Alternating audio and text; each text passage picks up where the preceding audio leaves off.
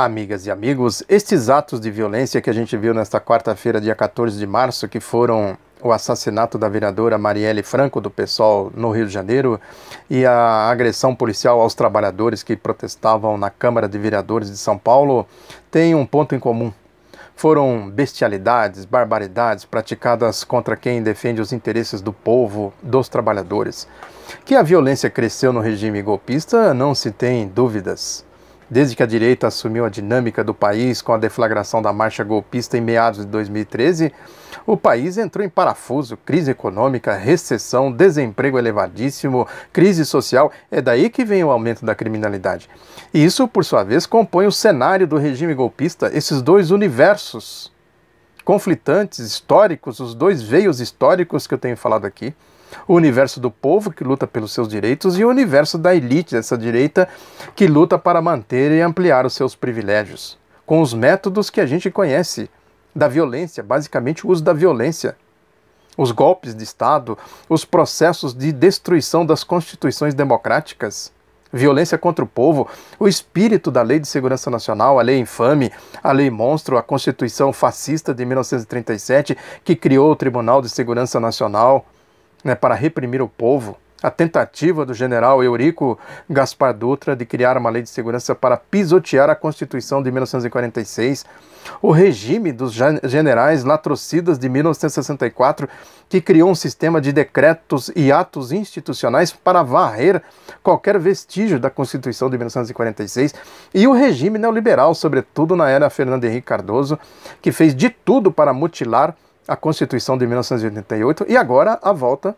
do projeto neoliberal com o regime golpista, este regime que nós estamos passando por ele agora. É necessário que a gente insira dentro desta lógica a defesa do ex-presidente Lula, o sentido da defesa da Constituição, da democracia, dos interesses do povo. Eu quero mostrar aqui para vocês um livro de um pesquisador acadêmico, o professor Romualdo Pessoa Campos Filho, que escreveu, isso aqui é a tese de doutorado dele, e eu tive o privilégio de fazer o prefácio, que eu digo aqui no prefácio que este livro é uma pesquisa que tem a minudência de um arqueólogo, porque ele foi lá analisar as coisas no teatro dos acontecimentos, e digo também que isso aqui é uma espécie de segundo tempo, porque ele tem um outro livro que analisa a guerrilha do Araguaia. Ele diz aqui, pegando a coisa por esta lógica, esse conflito, a lógica da Lei de Segurança Nacional, ele diz aqui, explica muito bem como o regime ficou por ali vigiando o povo, para impedir que o povo se inspirasse no exemplo da guerrilha do Araguaia e lutasse pelos seus direitos. É exatamente o que nós estamos vendo nesse caso do ex-presidente Luiz Inácio Lula da Silva. Eles recriaram a lógica da segurança nacional, agora com o espectro da Operação Lava Jato, para perseguir o ex-presidente Lula. Ou seja, defender o Lula significa defender o Brasil, o povo, a Constituição, a democracia. Não é só defender o direito dele ser candidato a presidente da República, é defender o Brasil. Porque eles deram um golpe e não vão deixar as coisas acontecerem naturalmente dentro do que prevê a Constituição, ou eles tiram ele de circulação, ou eles sabotam as regras da eleição, viram a mesa, dão o golpe dentro do golpe. E fica aí esse dilema que eles têm que resolver, porque tem o habeas corpus preventivo, que eles ficam aí enrolando isso, e se ele for preso pode ter o habeas corpus repressivo, que aí o STF vai ter que analisar a coisa pelo mérito. É aí que a coisa fica feia para o lado deles. Por isso que eles têm aí todas essas manobras que eles fazem aí para fugir dessa questão, fugir do mérito. Agora, quando a gente analisa as coisas por essa lógica dos dois universos, a gente compreende isso claramente.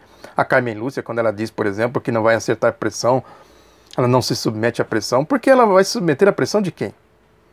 Ela está dentro do universo aí, ela está nesse ativismo dessa facção golpista aí do Grupo Globo, que tem aí pelo menos mais 3 ministros, ativistas, o Pangaré, Luiz Roberto Barroso, o Luiz Fux e o Edson Fachin. O sentido de tudo isso, desta lógica, desta institucionalidade à margem da Constituição, que eles tentam montar, institucionalidade deles, a maneira deles, entre aspas, o mundo deles, o mundo da segurança nacional, o mundo da Lava Jato, do espectro da Operação Lava Jato. casuísmos e mais casuísmos. Esse caso, por exemplo, do editorial do jornal Folha de São Paulo, que eu comentei aqui recentemente, um descaramento, né? A Folha defende que só deve ser preso quem pratica crimes violentos, para outras penas pode ter punição alternativas, penas alternativas, coisas do tipo. Agora, isso não vale para o Lula. Seria casuísmo, entre aspas, né? É aquela máxima do Leonel Brizola, né? Simples, mas precisa. Se a Globo é contra, nós somos a favor. Se a Globo é a favor, nós somos contra. Essa tentativa desesperada de expandir este universo, né? Esse universo ideológico que serve a esse universo desta elite, a esse regime golpista, o universo de Sérgio Moro, a unanimidade burra, rodriguiana, para impedir exatamente que se veja as coisas pelo mérito, pelo denominador comum. São coisas que se anulam, ou se vê pela unanimidade burra rodriguiana, ou pelo denominador comum, que é o mérito das coisas. Aí que está a grande dicotomia, o segredo da coisa. Por isso que eles fogem do mérito, repito, que a Constituição é clara. Está escrito lá com letras absolutamente claras, que não pode haver prisão enquanto não houver o tal do trânsito em julgado, o julgamento em última instância. Se eles querem mudar a Constituição é outra coisa, faça uma PEC. Agora a questão é que se fizer isso também vão ter que debater o mérito, é aí que a coisa fica feia para o lado deles. Não faz sentido a defesa que eles fazem aí dessa constitucionalidade do tal do artigo do Código de Processo Penal. Tem o caso aí de um criminalista, Leonardo Yaroshevsky, que ele falou na reunião do Conselho Federal da Ordem dos Advogados do Brasil que a Carmen Lúcia está virando as costas para a Constituição. Aqui não, ele diz, não faz o menor sentido, ele cita aqui o artigo 283 do Código de Processo Penal, que diz que pode haver prisão depois do julgamento em segunda instância. Ora, o que vale, a Constituição ou é esse artigo do Código de Processo Penal? Se é o artigo do Código de Processo Penal, rasgue-se a Constituição, acaba com o STF. Para que tem STF se pode prender depois do julgamento em segunda instância? Olha aí como no mérito eles não têm argumentos para defender a tese deles. E aí a gente pega neste universo, a gente vai elencando as barbaridades. A Raquel Dodge, por exemplo, que agora entrou aí com recurso contra uma outra decisão envolvendo também o Código de Processo Penal, aquele oportunismo da Lava Jato do Sérgio Moro, que pegou lá um código da época da ditadura do Estado Novo, para fazer as conduções coercitivas, os sequestros que eles vinham fazendo, mais de 200 sequestros, inclusive do ex-presidente Lula. E o Gilmar Mendes proibiu e agora ela entrou com recurso dizendo que tem constitucionalidade. Mas não diz aonde isso está escrito, onde a Constituição diz que há constitucionalidade na aplicação desse artigo que os boquerrotos da Operação Lava Jato vinham utilizando para fazer sequestros. E ela também, essa história aí da perseguição dessa facção do Grupo Globo à outra facção do golpista Michel Temer, que ela diz que o presidente não pode ser responsabilizado, mas pode ser investigado. Isso não é casuísmo? Por que investigar ele agora? Com essa fúria do pangaré Luiz Roberto Barroso, do Grupo Globo, o que explica isso, senão a lógica da sucessão presidencial? Aí o Edson Fachin também, com essa história toda aí dessa conversa fiada dele de jurisprudência, do desejo da sociedade de combater a corrupção, diz que tem a jurisprudência nessa questão da prisão após condenação em segunda instância. Quer dizer, até 2009 não tinha jurisprudência nenhuma. Em 2009 houve a jurisprudência de que não podia haver prisão após condenação em segunda instância. Em 2016 eles mudaram isso. O Fachin está falando de qual jurisprudência? Isso não é oportunismo? Isso não é falta de seriedade? Isso não é fazer o jogo deste universo do regime golpista, desse mundo da corrupção, das malandragens? É lógico que faz o mesmo jogo do Deltan Dallagnol, não é à toa que ele vive sendo elogiado lá por Deltan Dallagnol, Carlos Fernando Santos Lima, o Deltan Dallagnol defendendo aí que o Carlos Marum, que é o ministro do Temer, disse que ia pedir o impeachment do pangaré Barroso, e ele dizendo aqui que o ministro foi injustamente atacado por Carlos Marum. E diz também que a Lava Jato vai prestar contas de 4 anos de atuação agora na sexta-feira. Vão fazer aí pirotecnia com isso, sem entrar no mérito das coisas.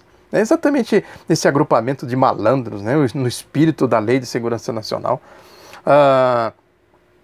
O jornal O Globo, né, pegou esse slogan da Lava Jato e vive falando desse slogan da Lava Jato, que é essa história de que a lei é para todos, fez um editorial hoje, né, dizendo isso, falando inclusive que foi capital a aprovação pelo Congresso e promulgação por Dilma Rousseff. Ele diz, quanta ironia, o editorial diz, da lei das organizações criminosas de número 12.850. E diz aqui que essa lei foi importante, tal, que nela está definida de forma clara a colaboração premiada, um dos alvos constantes da bancada pluripartidária dos adversários do combate à corrupção. Ou seja, quem combate as arbitrariedades deles está combatendo quem combate a corrupção. Olha aí a lógica do bem contra o mal, tudo aquilo que eu falo aqui. Agora é isso, né? Eles estão aí nessa campanha, nessa virulência contra a outra facção do golpe, e se utilizam de recursos como esse. E aí, junto todo o espectro deles aí, né, o Merval Pereira também faz uma coluna hoje abjeta.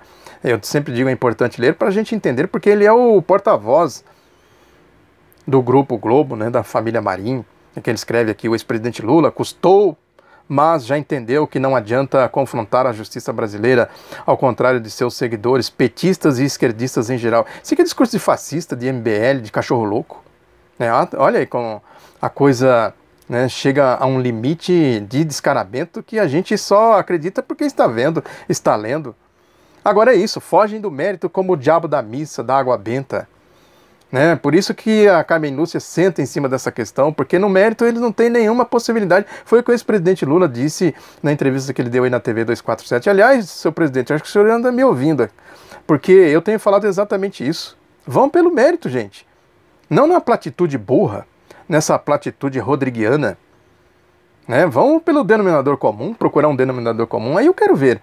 Né? Porque quando o STF julgou na platitude, a gente viu os desastres, o caso da Olga Benário, que foi deportada lá para o regime nazista, o caso do golpe de 1964, e o caso do jornal O Globo, aqui elogia o caso do Mensalão, essa história aí do domínio de fato, o PowerPoint do Deltan Dallagnol, isso tudo é platitude, sem mérito, né? Quer dizer, assim fica fácil, é exatamente a unanimidade burra rodriguiana, né, que é antípoda ao denominador comum. No fundo, a lógica desses dois universos conflitantes. Quem é da democracia, do povo, da verdade, e quem é desse submundo, né, desse mundo. Eu comentei aqui, né, questionei, cobrei, cadê a Anistia Internacional, a Transparência Internacional, a Transparência Brasil e tudo mais, que dizem que fica aí defendendo, né, os direitos humanos, não sei mais o que. Quer dizer, as críticas valem para a Venezuela, para a Coreia do Norte, para a China, para Cuba, para o Vietnã, e não vale para essa situação que nós estamos vivendo aqui. Olha aí o sentido ideológico de tudo isso. E aí, dona Anistia Internacional, Transparência Brasil, cadê a transparência da Lava Jato? Cadê a transparência nessas decisões todas que vem sendo tomada aí nessa caçada insana, perseguição insana contra o ex-presidente Lula? E aí, gente? Vamos se virar aí, vamos ter um mínimo de decência e se pronunciar numa situação tão grave como essa. Né?